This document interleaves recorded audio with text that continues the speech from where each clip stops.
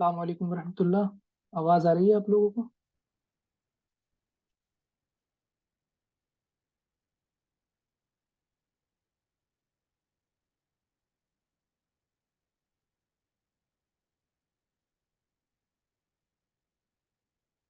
कोई भी अपना माइक खोल के एक बार बताए, आवाज़ आ रही है? आ रही है हजरत, आ रही है बात। माशाल्लाह ये साहब आज बता दें। माशाल्लाह।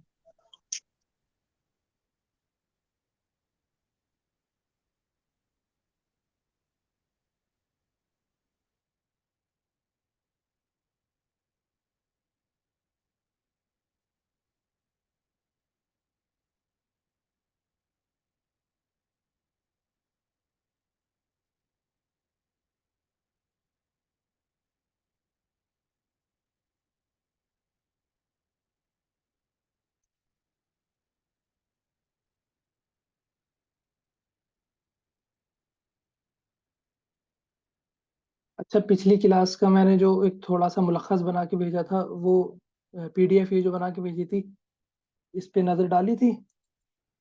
एक बार फिर से इसको दोबारा से। जी हाँ। पहली क्लास को थोड़ा दोबारा से रिवाइज कर लेते हैं एक बार। ओके।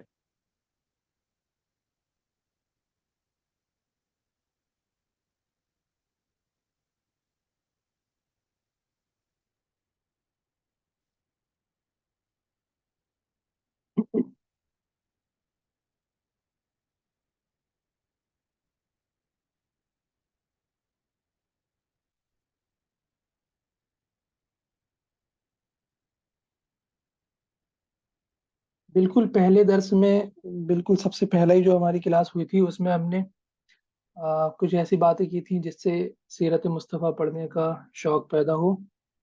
फिर जी। दूसरा जो इतवार को लेक्चर हुआ था उसमें हमने सीरत के लुग़वी माने, यानी सीरत का जो डिक्शनरी में जो मतलब है वो हमने पढ़ा था। आदत, खसलत, तरीके को कहते हैं, ठीक है। फिर सीरत का इस्तिलाही माना क्या है, यानी सीरत से उमूमी तौर पे क्या मुराद लिया जाता है।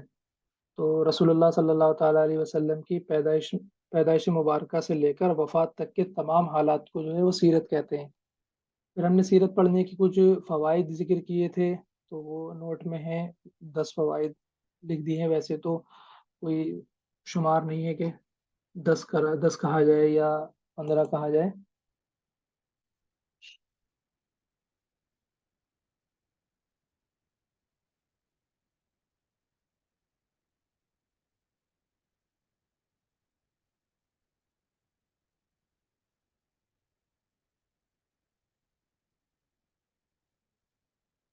फिर हमने सीरत का मुताला क्यों ज़रूरी है, इस पे बात की थी। इसके ये 5 पॉइंट लिखे हुए हैं, इसको आप मुताला कर लें।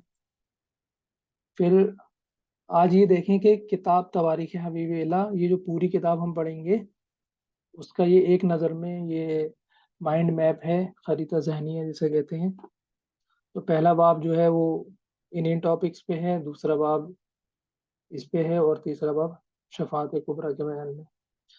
पिछले दर्स में हमने जो एक सबक पढ़ा था किताब से, यानी हुज़ूर सल्लल्लाहु ताला अलैहि वसल्लम की विलादत व सआदत,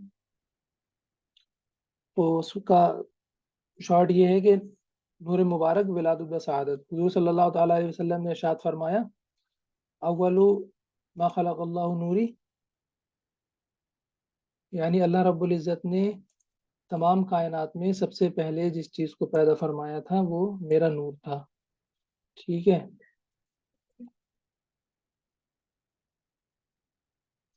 फिर उस नूर से अल्लाह रब्बुल इज़्ज़त ने सारी कायनात बनाई, और वो नूर फिर मुंतकिल होता रहा हज़रत आदम अलैहिस्सलाम से मुंतकिल होकर हज़रत शीस अलैहिस्सलाम, और फिर हज़रत यूनुस, हज़रत इदरीस, हज़रत नूह, और हज़रत इस्माईल, और हुज़ूर सल्लल्लाहु ताला अलैहि वसल्लम के वालिद माजिद हज़रत अब्दुल्ला तक मुंतकिल होता हुआ हुज़ूर सल्लल्लाहु ताला अलैहि हज़रत अब हाँ, हज़रत अब्दुल्ला तक मुंतकिल हुआ। तो ये पहले दर्स की तलखीस है। आज हम पढ़ेंगे इसके आगे का दर्स इंशाअल्लाह।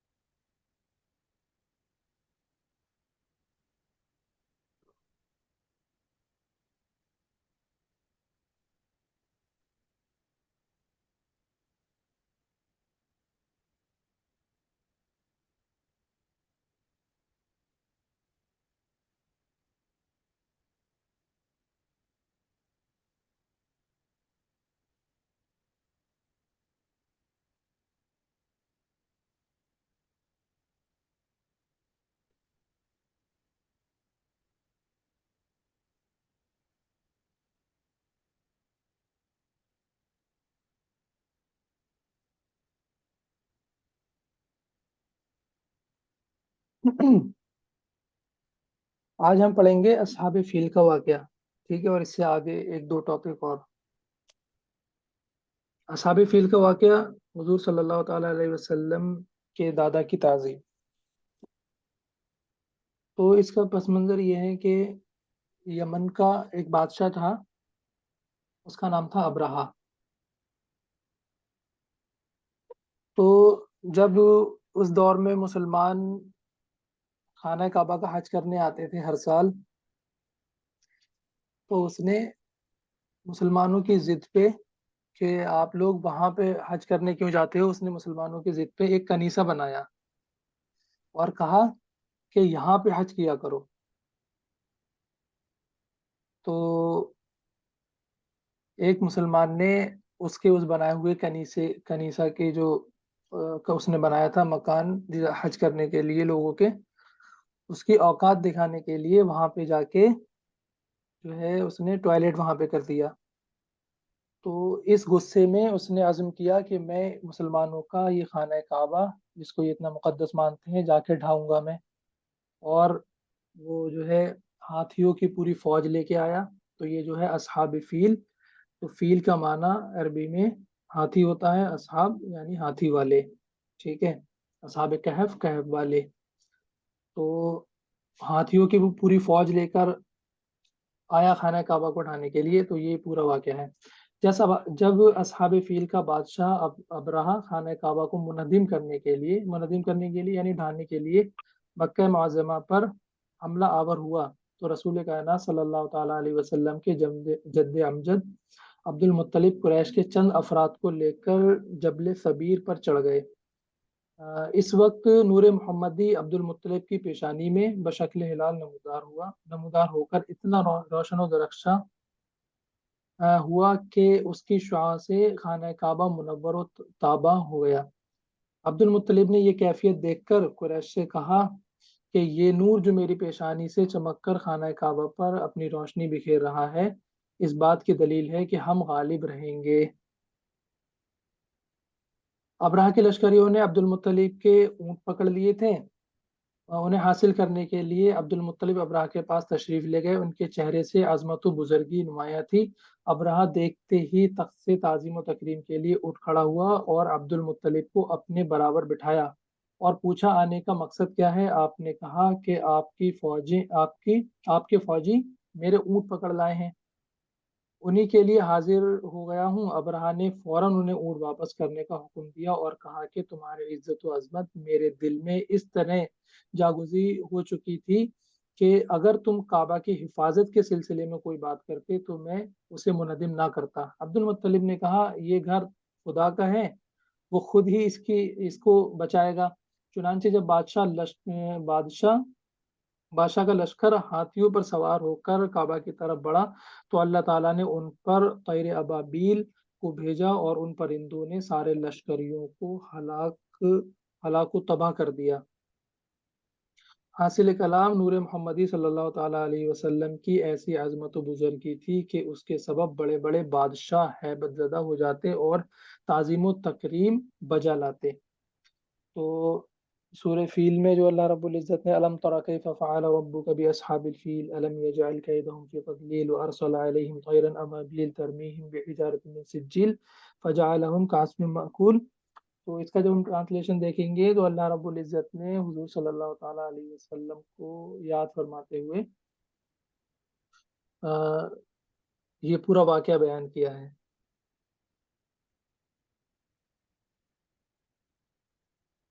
تو جب یہ ابرہہ اور اس کی فوج خانہ کعبہ کو ڈھانے کے لیے جب آگے بڑھے تو اللہ رب العزت نے آسمان سے ابابیل نامی پرندوں کو بھیجا، جن کی ایک چونچ میں اور دونوں پنجوں میں ایک ایک کنکر تھا، اور یہ آسمان سے اتنی اسپیڈ میں اس کو مارتے تھے کہ ہاتھی پہ بیٹھا ہوا فوجی اس کے سر پہ وہ کنکر پڑتا تھا، اس کے جسم کو پار کرتا ہوا ہاتھی کے جسم میں جاتا تھا اور ہاتھی کے جسم کو پار کرتا ہوا زمین میں گھس جاتا تھا کئی فٹ نیچے۔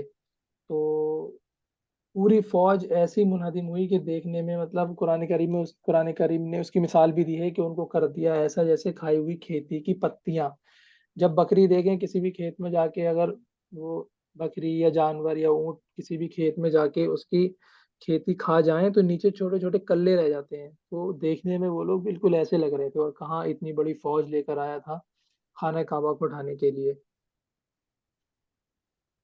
ٹھیک ہے، یہاں تک یہ سمجھ میں آیا اصحاب فیل کا واقعہ؟ جی تو کیا کوئی مجھے 2 لائنوں میں اس کا ریزن بتا سکتا ہے خانہ کعبہ اٹھانے کیوں آیا ابرہہ؟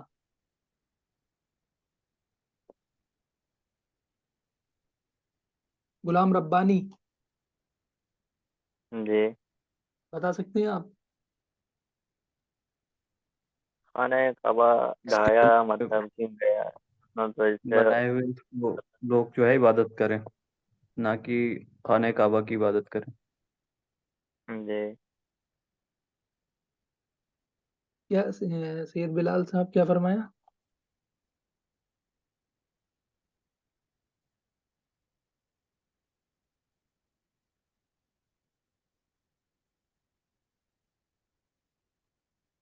سید صاحب میں سن نہیں پایا، غلام ربانی صاحب بول رہے تھے۔ جی میں بول رہا تھا جیسے خانہ کعبہ کو اس لیے ڈھایا جا رہا تھا تاکہ کوئی بھی مطلب انسان اس میں جا کر نماز یا حج وغیرہ نہ کر لے۔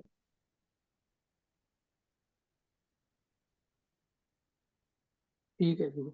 اس نے جو کنیسہ بنایا تھا خانہ کعبہ کی ضد میں، اس میں جا کے ایک مسلمان نے ٹوائلٹ کر دیا تھا، تو اس کے غصے میں اس نے آ کے جو ہے خانہ کعبہ کو ڈھانے کا جو ہے عزم کیا تھا۔ جی تو آگے ہم سیرت میں پڑھیں گے، کہیں کہیں لفظ آئے گا عام الفیل کر کے، تو وہ اس سے مراد یہی سال ہوگا جس سال یہ واقعہ پیش آیا۔ ٹھیک ہے، عام معنی ہوتا ہے سال۔ جی چاہے زمزم کا سراغ اور حضرت عبداللہ کی قربانی، تو اس کا تھوڑا سا پس منظر سمجھے۔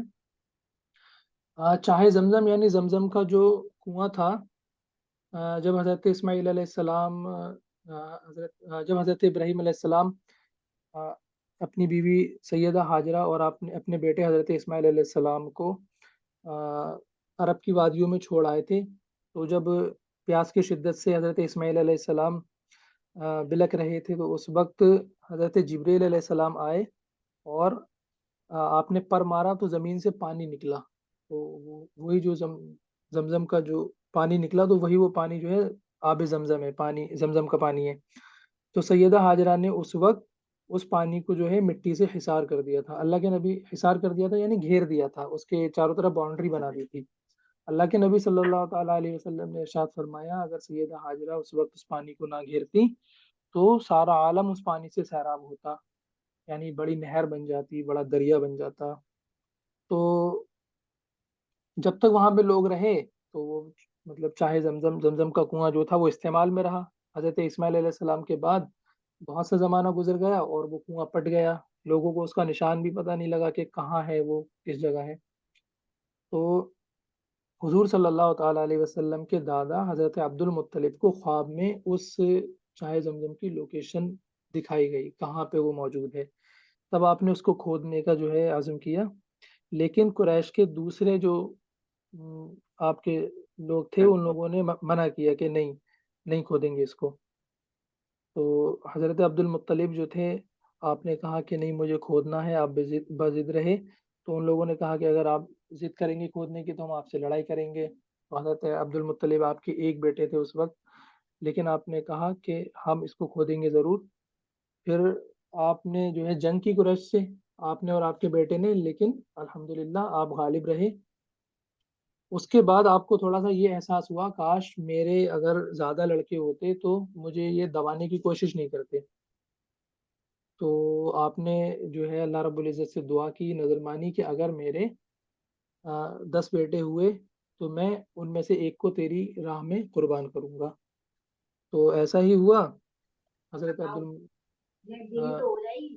حضرت عبد المطلب کے 10 بیٹے ہوئے، تو آپ نے جب ان میں سے ایک کو قربان کرنا چاہا تو اس کے لیے قرعہ ڈالنے کا جو ہے ارادہ کیا۔ قرعہ ڈالنا کہتے ہیں پرچی ڈالنا، اس میں نام لکھ کے، اور جس کا بھی نام آ جائے گا اس کو قربان کر دوں گا۔ تو پرچی میں جی آپ نے جب جب قرآن ڈالا تو اس میں حضرت عبداللہ کا نام آیا، حضور صلی اللہ تعالی علیہ وسلم کے والد صاحب کا.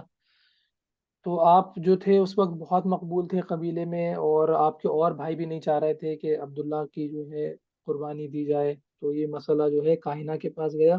کاہنہ اس وقت کے مطلب پرانے جو یہود و نصارہ کی جو کتابیں تھیں اس کے عالم کو مطلب کہا جاتا تھا، ان کی نالج رکھنے والوں کو کہا جاتا تھا. تو وہاں گئے تو ان سے پوچھا کہ کیا کیا جائے. تو اس نے بتایا کہ آپ ایسا کریں کہ ایک پرچی میں حضرت عبداللہ کا نام لکھیں، اور باقی کی جو ہے 9 پرچیوں میں اونٹ کا نام لکھیں. تو قرعہ ڈالیں، اور اگر اونٹ کا نام آ جائے تو ذبح کر دیں، اگر عبداللہ کا نام آئے تو اس پہ 10 اونٹ اور بڑھا دیں. تو اسی طریقے سے قرعہ ڈالتے گئے حضرت عبد المطلب. تو ہر بار جو ہے بمشیت الہی حضرت عبداللہ کا ہی نام آتا تھا اس میں، یہاں تک کہ 10 مرتبہ قرعہ ڈالا تو آخر میں جا کے اونٹ کا نام آیا، تو آپ نے جو ہے 100 اونٹوں کو ذبح کیا. تو یہ پورے جی. اس چاہے زمزم کا سراغ اور عبداللہ کی قربانی، اس کا پورا خلاصہ ہے یہ. ٹھیک ہے، اوکے. آگے بڑھتے ہیں.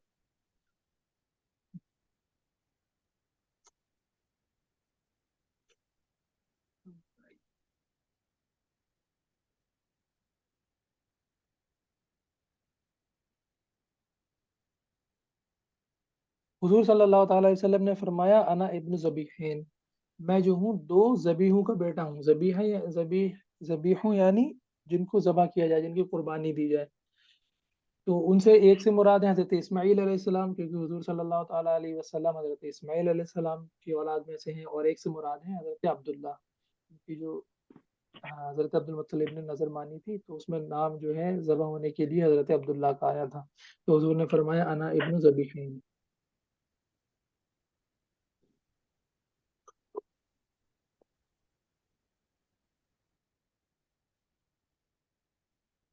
برکات نبوت.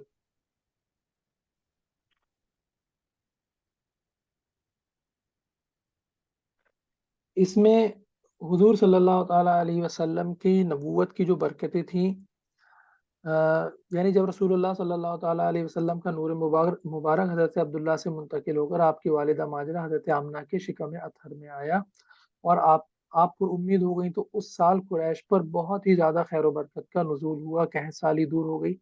قحط سالی یعنی قحط کہتے ہیں مطلب بارش نہیں ہوتی ہے، فصلیں نہیں ہوتی ہیں، بکریوں کے تھن سوکھ جاتے ہیں، مطلب اونٹ جو ہے کمزور و لاغر ہو جاتے ہیں. تو مطلب پریشان حالی آ جاتی ہے، بہت طریقے سے فائنینشلی بہت پریشان ہو جاتے ہیں جس ایریے میں قحط سالی ہوتی ہے بارش کا. تو حضور صلی اللہ تعالیٰ علیہ وسلم جس سال اپنی والدہ ماجدہ کے رحم اطہر میں، شکم اطہر میں منتقل ہوئے، اس سال جو ہے پورے عرب پر اور ان لوگوں پر یعنی قریش پر بہت ہی رحمتیں برکتوں کا نزول ہوا. بارشیں ہوئیں، سبزے اگے، بکریوں نے زیادہ زیادہ دودھ دیا. ٹھیک ہے، اونٹ صحت مند ہوئے، اور تجارتوں میں فائدے ہوئے ان لوگوں کے. ہر طریقے سے ان کو جو ہے خوشحالی نصیب ہوئی حضور صلی اللہ تعالیٰ علیہ وسلم کے برکات نبوت کی وجہ سے. اور حضرت جی جیسے ایک بات پوچھنا تھا کہ حضرت اسماعیل علیہ السلام جیسے تھے، تو جی یہ جیسے میرے نبی آئے تو اس سے پہلے کا یہ نبی ہے، بس یہی نا؟ یعنی ہاں اس لیے ان کو نبی کا جیسے کیا کہتے ہیں فادر ہو گئے، مانا جاتا ہے نبیوں میں. جی، حضرت اسماعیل علیہ السلام حضرت ابراہیم علیہ السلام کے بیٹے ہیں. جی. ٹھیک ہے، انشاءاللہ ابھی جی. آگے پورا نصب آئے گا حضور صلی اللہ تعالیٰ. اگلی کتاب جو ہم پڑھیں گے اس کے بعد سیرت مصطفیٰ، اس میں حضور صلی اللہ تعالیٰ علیہ وسلم کا پورا نصب حضرت ابراہیم علیہ السلام سے حضرت آدم علیہ السلام تک انشاءاللہ ذکر کریں گے. پورا جو شجرہ جسے بولتے ہیں، چین پوری جی. انشاءاللہ. مطلب جیسے یہ کہنا تھا کہ جیسے حضرت اسماعیل علیہ السلام آئے اس کے بعد آخری نبی مطلب میرے جو پاک صلی اللہ علیہ وسلم تھے، یہی نا؟ جی مطلب اس نسب میں، ہاں، حضرت اسماعیل علیہ السلام. ویسے تو حضور صلی اللہ تعالیٰ علیہ وسلم سے پہلے حضرت عیسیٰ علیہ السلام ہے، لیکن حضرت اسماعیل علیہ السلام کے نسب میں نبیوں میں حضور صلی اللہ تعالیٰ علیہ وسلم آئے. यही एक्सपीरियंस मतलब पता था. ओके. جی ٹھیک ہے، باقی جی. مجھے کمپلیٹ کرنے دیں، انشاءاللہ بعد میں سوال کر لینا. اوکے. تو ایام حمل میں آپ کی والدہ ماجدہ کو کوئی تکلیف نہیں، یعنی نارملی جو ایام حمل میں عورتوں کو جو دقتیں ہوتی ہیں تو وہ حضور صلی اللہ تعالیٰ علیہ وسلم کی والدہ سیدہ آمنہ کو نہیں ہوئی، حضور صلی اللہ تعالیٰ علیہ وسلم کی برکات نبوت کی وجہ سے. ٹھیک ہے، حالات ولادت پہلا باب دوسری فصل. جس سال اصحاب فیل کا واقعہ پیش آیا اسی سال ربیع الاول کی 12ویں تاریخ کو دوشنبہ کے دن صبح صادق کے وقت ہمارے آقا جناب محمد مصطفیٰ صلی اللہ تعالیٰ علیہ وسلم پیدا ہوئے، اور آپ کے نور سے سارا عالم روشن ہوا. غلام ربانی بھائی کیمرہ بند کر لیں. جی. آپ کیمرہ بند کر لیجیے. اوکے. روشن ہوا. اس رات بہت سے عجائب خوارق عادات ظہور پذیر ہوئے، ان میں سے چند یہ ہیں. یعنی یہ جو ہے خوارق عادات ظہور پذیر ہوئے، یعنی ایسی چیزیں جو نارملی نہیں ہوتی ہیں، ایسی چیزیں ہوئیں. عثمان بن ابی العاص کی والدہ فاطمہ بنت عبداللہ نے بیان کیا کہ میں ولادت کی شب حضرت آمنہ کے پاس تھی. میں نے دیکھا کہ ستارے لٹک آئے اور زمین حرم سے اس قدر قریب ہو گئے گویا کہ وہ زمین پر گر پڑیں گے. سبحان اللہ. یعنی حضور صلی اللہ تعالیٰ علیہ وسلم کی ولادت کی خوشی میں آسمان کے تارے اللہ رب العزت نے جو ہے زمین حرم کو مزین کرنے کے لیے اتنے قریب کر دیے، ایسا لگ رہا تھا کہ نیچے ہی نہ آ جائیں. جیسے آج ہم لائٹنگ وغیرہ کرتے ہیں تو اس وقت اللہ رب العزت نے تاروں کو جو ہے ماحول مزین کرنے کے لیے نیچے بھیج دیا. سبحان اللہ. اس سب روئے زمین کے سارے بت جو ہے سرنگو ہو گئے. یہ بات اہل اسلام کے علاوہ زردشتیوں کی تاریخ میں بھی ملتی ہے. زردشتی مجوسی اور جو زردشت کو پیغمبر مانتے ہیں، یعنی جب حضور صلی اللہ تعالی وسلم دنیا میں تشریف لائے تو اس وقت دنیا میں جہاں جہاں باطل یہ بتوں کی مطلب باطل خداؤں کی پوجا ہوتی تھی، بت پرستی ہوتی تھی، تو وہ بت سارے منہ کے بل زمین پر گر گئے تھے. ٹھیک ہے، اور یہ اس کا جو ہے پروف ہمیں زردشتیوں کی تاریخ میں بھی ملتا ہے. فارس کی آگ جو وہاں کے مجوسیوں نے ہزاروں سال سے جلا رکھی تھی وہ بھی آگ بجھ گئی تھی. نوشہرہ بادشاہی ایران کے ایوان میں زلزلہ آیا اور اس کے 14 کنگرے گر پڑے. یہ اس بات پہ دلیل تھی کہ اس کی سلطنت جو ہے مسلمانوں کے ہاتھ زمین بوس کر دی جائے گی، جس کو حضرت عمر کے زمانے میں مسلمانوں نے فتح کر لیا تھا. الحمدللہ. محفل میلاد. حرمین شریفین اور اکثر بلاد میں یہ رواج ہے، بلاد یعنی کنٹریز، اکثر بلاد میں یہ رواج ہے کہ ماہ ربیع الاول میں محفل میلاد منعقد کی جاتی ہے جس میں ولادت کا بیان اور کثرت سے درود شریف کا ورد ہوتا ہے. یہاں پہ ہمیں مصنف بتانا چاہ رہے ہیں کہ محفل میلاد کا طریقہ کیا ہے. حضور صلی اللہ تعالیٰ علیہ وسلم کی ولادت کا ذکر ہو، کیا کیا آپ کے مطلب فضائل تھے آپ کی ولادت کی، کیا کیا برکات تھیں، کیا ماحول تھا. ٹھیک ہے، اور جو ہے کثرت سے حضور صلی اللہ تعالیٰ علیہ وسلم پہ درود شریف پڑھی جائے اور حدود شریعت میں رہ کے حضور صلی اللہ علیہ وسلم کا میلاد منایا جائے تاکہ غیروں کو ہم پہ انگلی اٹھانے کی راہ نہ ملے. اور بطور دعوت شیرینی بھی تقسیم ہوتی ہے. یہ عمل باعث خیر و برکت رسول علی وقار صلی اللہ تعالیٰ علیہ وسلم سے زیادہ محبت کا سبب ہے.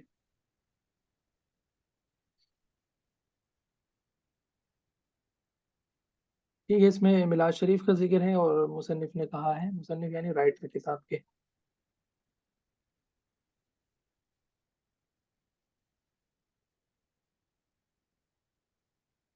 آتے ہیں ہم باب اول تیسری فصل، ایام رضاعت اور زمانہ طفولیت.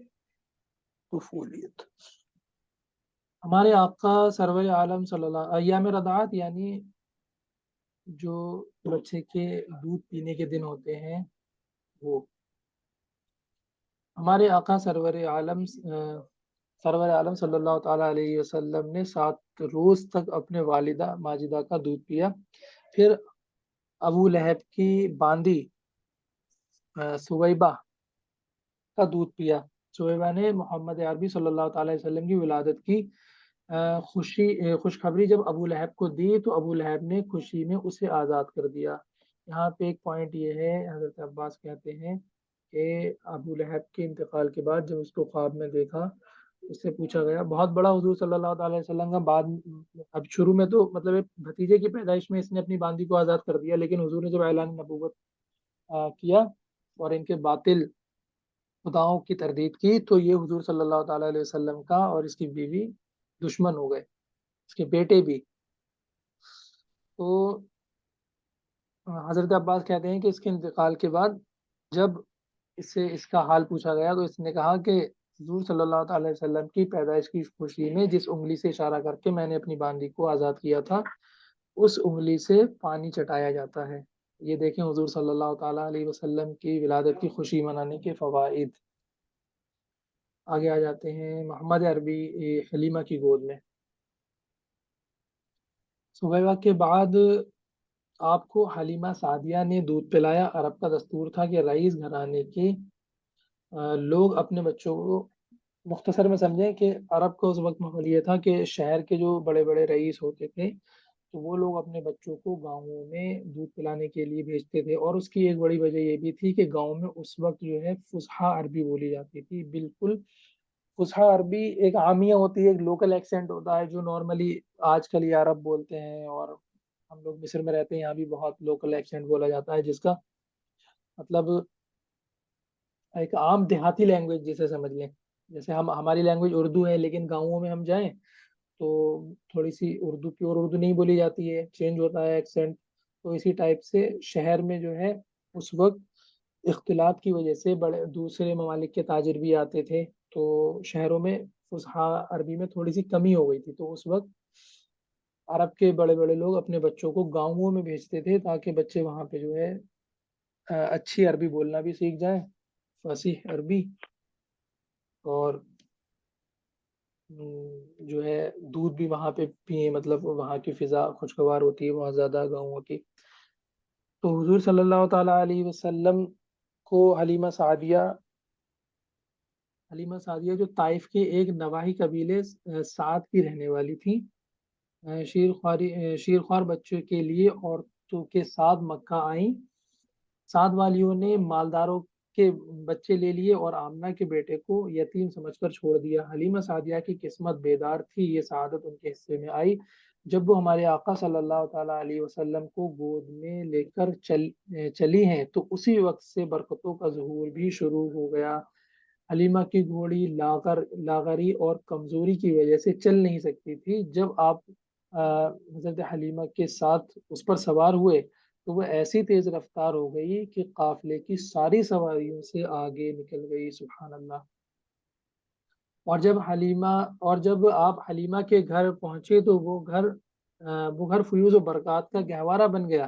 حلیمہ کی بکریاں خوب تازہ اور فروا ہو گئیں۔ اس وقت لوگ قحط سالی کے شکار تھے، یعنی بارشیں نہیں ہو رہی تھیں، سبزے نہیں تھے، چراگاہیں سوکھی پڑی تھیں، زمینیں بنجر تھیں۔ تو لیکن جب حضور صلی اللہ تعالیٰ علیہ وسلم پہنچے تو جو ہے خوشگواری ہو گئی، وہاں پہ خوشحالی آ گئی۔ قحط سالی کے شکار تھے، ان کے مویشی جنگل سے بھوکے واپس آتے تھے، جس کی وجہ سے لاغر رہتے تھے۔ وہ اپنے چرواہوں سے کہتے تھے، تم بھی اپنی بکریاں وہیں چراؤ جہاں حلیمہ کی بکریاں چرتی ہیں۔ وہ دیکھو کیسی شکم سیر ہو کر آتی ہیں اور کتنا تازہ و فربا ہے۔ ہمارے آقا صلی اللہ تعالیٰ علیہ وسلم داہنی پستان سے دودھ پیتے تھے اور بائیں اپنے رضائی بھائی یعنی حلیمہ کے بیٹے کے لیے چھوڑ دیتے تھے، گویا کہ بچپن ہی سے عدالت آپ کی فطرت میں موجود تھی، سبحان اللہ۔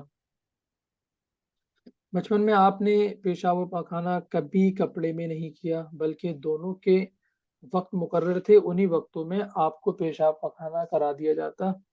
کبھی سطر عورت برہنہ نہ ہوا، سطر عورت یعنی مرد کا سطر عورت جو ہے ناف سے لے کر گھٹنوں تک کبھی وہ جو ہے ننگا نہیں ہوا، اتفاقاً کبھی ہو بھی جاتا تھا تو فرشتے اس کو چھپا دیتے تھے۔ حضرت عباس رضی اللہ تعالیٰ عنہ سے مروی ہے کہ چاند آپ کے اشارے پر جھک جاتا اور آپ کو رونے سے بہلاتا، یعنی جب حضور صلی اللہ تعالی وسلم کبھی تھوڑا سا رونے کے موڈ میں رونے والا ماحول ہوتا تھا تو چاند آسمان سے آپ صلی اللہ تعالیٰ علیہ وسلم کو کھلایا کرتا تھا تاکہ آپ صلی اللہ تعالیٰ علیہ وسلم روئے نہ۔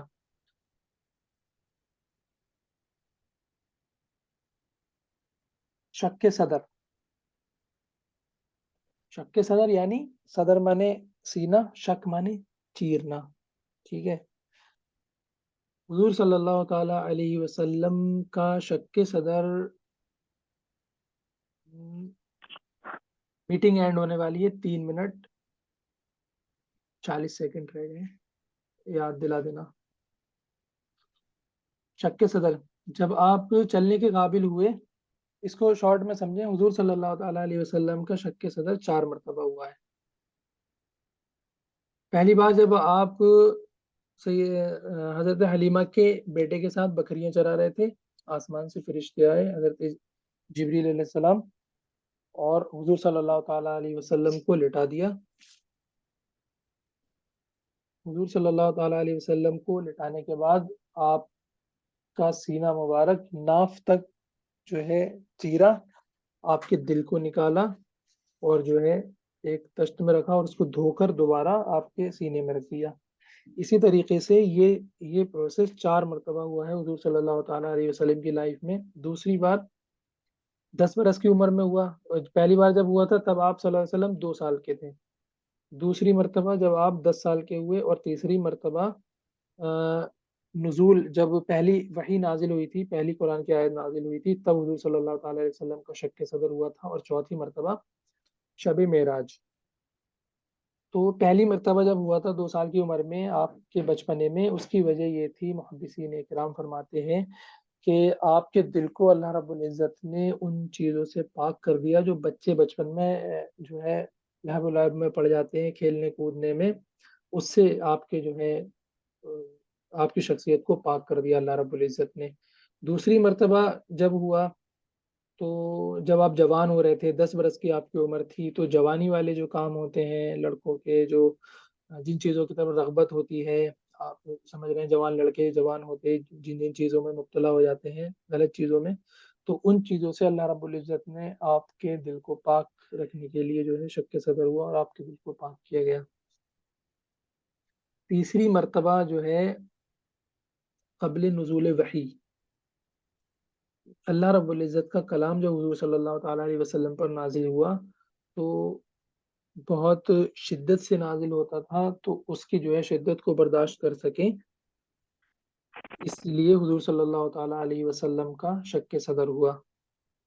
چوتھی بار شب معراج، یعنی حضور صلی اللہ تعالیٰ علیہ وسلم جب معراج میں اللہ رب العزت کے دیدار کے لیے تشریف لے جا رہے تھے، تب آپ کا شک صدر ہوا، تاکہ آپ کے قلب میں وہ تاثیر ڈال دی جائے کہ اللہ رب العزت کے دیدار کو برداشت کر سکیں، کیونکہ حضرت موسیٰ علیہ السلام نے اللہ رب العزت سے جب دیدار کی خواہش کی تھی تو پہلے تو اللہ رب العزت نے منع کر دیا، لیکن پھر بھی جو ہے اپنا اللہ رب العزت نے جلوہ صفات کا سوئی کے نوک کے 70,000واں حصہ دکھایا تھا، وہ بھی پہاڑ پہ ریفلیکٹ ہو کے آیا تھا، تو حضرت موسیٰ علیہ السلام بے ہوش ہو کر زمین پر گر گئے تھے۔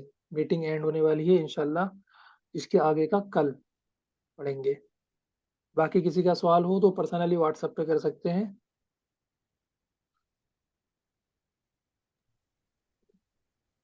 ٹھیک ہے، یہاں تک بات سمجھ میں آئی؟ آواز برابر آ رہی تھی؟